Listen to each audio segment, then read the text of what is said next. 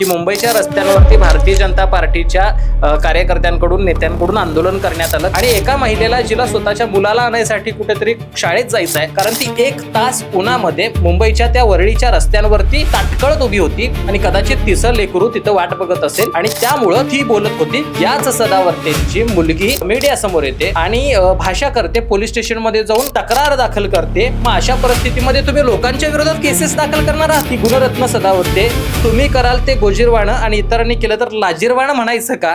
गुणरत्न सदावर्ते तुम्ही कराल ते गोजीरवाणं आणि इतर कोणीतरी केलं तर ते लाजीरवाणं ही वृत्ती तुम्ही कधी सोडणार आहात? म्हणजे आपण मंडळी जर बघितलं असेल काही दिवसांपूर्वी एक व्हिडिओ व्हायरल झाला की मुंबईच्या रस्त्यांवरती भारतीय जनता पार्टीच्या कार्यकर्त्यांकडून नेत्यांकडून आंदोलन करण्यात आलं. कशासाठी?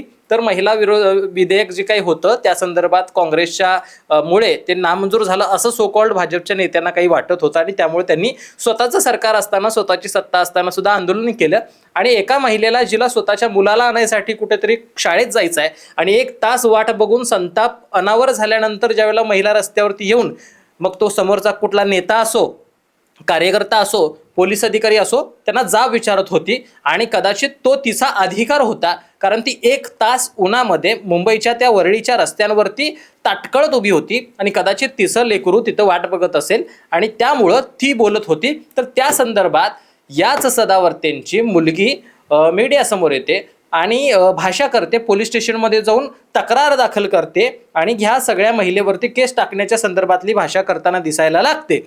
मग अशा सिच्युएशनमध्ये मला तुम्हाला विचारायचं आहे की गुणरत्न सदावर्ते तुम्ही कराल ते गोजीरवाणं आणि इतरांनी केलं तर लाजीरवाणं म्हणायचं का? हे का मी म्हणालो याचं कारण असं की काही दिवसांपूर्वी आपल्या सगळ्यांना माहिती असेल, काही वर्षांपूर्वी म्हणू शकताय, ज्या वेळेला संपूर्ण महाराष्ट्रभरामध्ये मराठा आंदोलन पेटलेलं होतं आणि हे मराठा आंदोलन मुंबईच्या दिशेनं जाणार होतं याची कल्पना संपूर्ण महाराष्ट्राला होती, किंबहुना देशाला होती आणि त्यावेळेला संपूर्ण महाराष्ट्रभरातून अनेक मराठा सैनिक मुंबईच्या दिशेने जाऊन आझाद मैदानावरती आंदोलन करणार होते. त्यावेळेला हे गुणरत्न सदावर्ते काय बोलत होते? हे असं म्हणत होते की बंबई में किसी को तकलीफ ना हो, बंबई में किसी कष्टकरी की रोटी पे परिणाम ना हो, बंबई में दफ्तर जाने वाले को किसी को भी तकलीफ ना हो, बंबई में स्कूल जाने वाले को किसी को भी तकलीफ ना हो. हे सगळं बोंबलणारे तुम्ही होता. साधं मुंबई म्हणत नव्हता, ते बंबई बंबई बंबई तुमची का सवय लागली? साधं मुंबईला मुंबई म्हणता येत नाही हे दुर्दैव, पण ठीक आहे हे सुद्धा मान्य केलं. पण हे सगळं होत होतं, मराठा आंदोलक तिकडे येत होते म्हणून तक्रार करणारे आणि केसेस करणारे तुम्ही स्वतः होता. मग आता काही कारण नसताना भारतीय जनता पार्टीचं सरकार राज्यात, भारतीय जनता पार्टीचं सरकार केंद्रात, भारतीय जनता पार्टीचं सरकार मुंबईत, सगळीकडे असताना आता जर भारतीय जनता पार्टीच अशी रस्त्यावरती उतरत असेल आणि लोकांना याच्यामुळे त्रास होत असेल आणि लोक रस्त्यावरती उतरून जर त्या सगळ्यांना जाब विचारत असतील, मग अशा परिस्थितीमध्ये तुम्ही लोकांच्या विरोधात केसेस दाखल करणार आहात.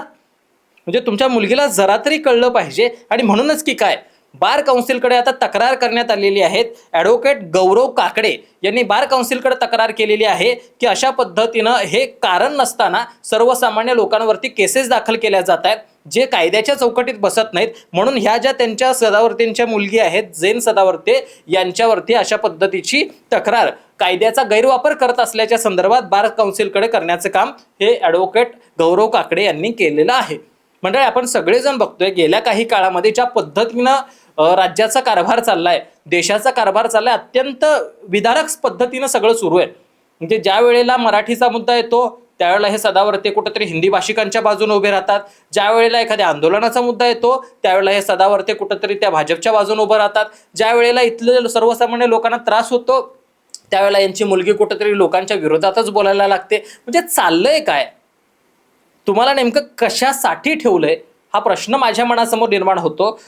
ठीक आहे, तुम्ही वकील आहात म्हणून तुमच्याकडे कायद्याचा अभ्यास आहे, तुमच्याकडे डिग्री आहे, मग कोणालाही सरसकट नोटिसा पाठवणं, कोणाच्याही विरोधात काहीही बोलणं ठीक आहे बाबा, तुम्हाला तेवढी व्हॅल्यू सध्या कोणी देत नाही. पण प्रसारमाध्यमावरती स्वतःची पब्लिसिटी मिळवण्यासाठी कुठल्या लेवलपर्यंत जावं याची सुद्धा एक लिमिटेशन्स असल्या पाहिजेत. मला वाटतं जे चाललंय अत्यंत चुकीचं चाललंय. ती महिलेला ज्या वेळेला त्रास झाला, तिची मुलगी, तिचा मुलगा जो कोणी असेल शाळेमध्ये वाट बघत होता म्हणून तिला त्रास झाला आणि म्हणून तिचा एवढा जो राग होता, क्रोध होता, तो सरळ स्पष्ट दिसत होता. तिचा सत्कार व्हायला हवा होता. छत्रपती शिवाजी महाराजांच्या काळामध्ये जर आपण बघितलं असेल तर त्या हिरकणीला रात्री गडाचे दरवाजे बंद झाल्यानंतर आपल्या मुलापर्यंत पोचायचं होतं. मग दूध घालायला आलेल्या हिरकणीला कसं मुलापर्यंत पोचावं कळत नव्हतं, दरवाजे बंद झालेत. अशा सगळ्या सिच्युएशन मध्ये तो कडा उतरणारी हिरकणी आपण सगळ्यांनी बघितलेली असेल. तर अशा सगळ्या या हिरकणीच्या कर्तृत्वाला त्या छत्रपती शिवाजी महाराजांनी सुद्धा तिचा सन्मान केलेला होता आणि तिचा खऱ्या अर्थाने तिला सलाम केलेला होता. मात्र आत्ताच्या काळामध्ये हे छत्रपती शिवाजी महाराजांच्या विचारांचं सरकार आहे की छत्रपती शिवाजी महाराजांच्या विचारांना पायदळी तुडवणारं सरकार आहे, हा प्रश्न मला उपस्थित करावा असं वाटतो. अशा जर केसेस एखादी रणरागिणी मैदानात उतरून जर बोलत असेल आणि व्यवस्थेला प्रश्न विचारत असेल तर दाखल होणार असतील तर शेम ऑन यू, इतकंच म्हणेन. बाकी आजच्यासाठी इतकंच. पाहत रहा शब्दवेडे. धन्यवाद.